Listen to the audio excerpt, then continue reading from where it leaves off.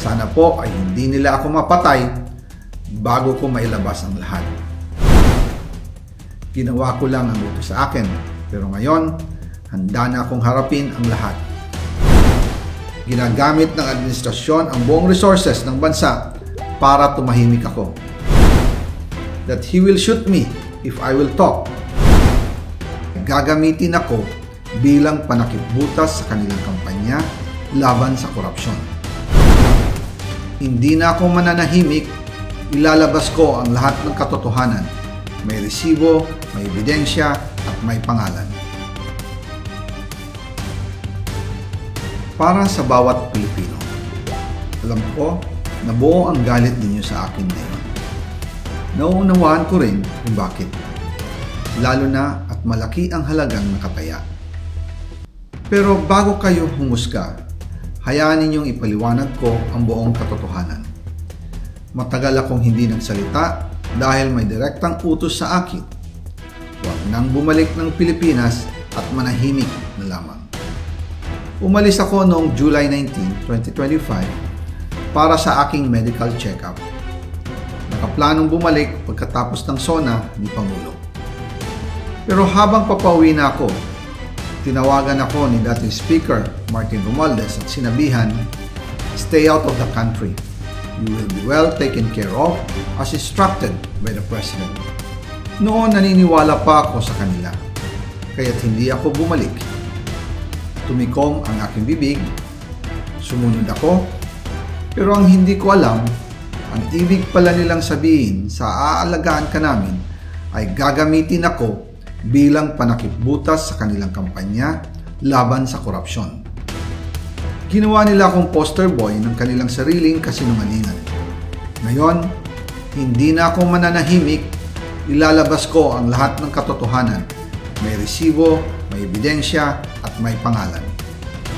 Nagsimula ito nung tumawag si Sekmina Pangandaman sa akin nung nag-umpisa ang BICAM process last year, 2024. Ang sabi niya, katatapos lang ng meeting nila ni Pangulo at may instructions na mag-insert o magpasok ng 100 billion worth of projects sa BICAM. At sinabi pa ni Sekmina, you can confirm with Yusek Adrian Bersamin dahil magkasama sila sa meeting ni Pangulong BBM noong araw na yon. Tinawagan ko po agad si Yusek Adrian Bersamin at tinanong ko kung may instruction nga ba ang Pangulo na magpasok ng 100 billion during their meeting. Ang sabi niya ay totoo nga po. Right after our conversation, tinawagan ko po si dating Speaker Martin Romualdez at nireport ko ang instructions ng Presidente to insert the 100 billion projects. At sinabi niya sa akin, what the President wants, he gets.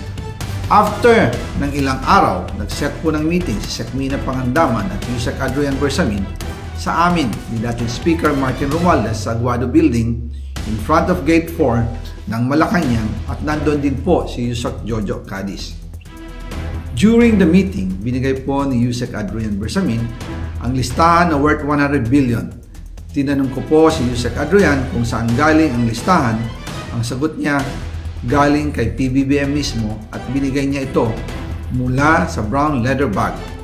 Nung sinabi po ni Yusek Adrian Bersamin yung brown leather bag, naalala ko noong nasa Singapore kami right after the elections, May 2022, sa Hilton Hotel, kami ni dating Speaker Martin and PBBM habang pauwi at pabalik ng Pilipinas, hinabol ng PSG ang brown leather bag at ang sabi ni PBBM, maiwan na lahat, wag lang ang brown leather bag. Kaya naniwala ako na utos talaga ito ng Pangulo. Pagkatapos ng ilang araw, I informed sina dating Speaker Martin Romualdez, Sekmina Pangandaman, Yusek Adrian Bersamin, and Yusek Jojo Cadiz na kung pwede 50 billion lang ang ipasok sa program funds dahil so sobra ang DPWH funds versus sa DepEd. In practice, hindi pwede na mas malaki ang budget ng DPWH kaysa edukasyon. Inimbalas na 50 billion, ilagay na lang sa program funds for the 2025 budget. Dahil Office of the President din ang nagre-release ng lahat ng unprogrammed funds. Pagkatapos ng isang araw, Tinawagan ako ni Sec Mina at sinabi ang mensahe ng Pangulo.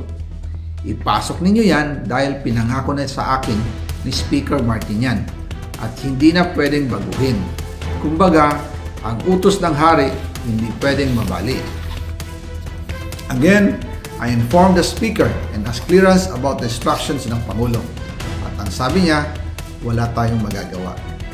Kaya po nagtataka ako kung bakit sinasabi ni Pangulo na hindi niya makilala ang budget, samantalang lahat na binawas at dinagdag sa mga ahensya ng gobyerno ay humihingi ng approval sa kanya si Sec Mina Pangandaman.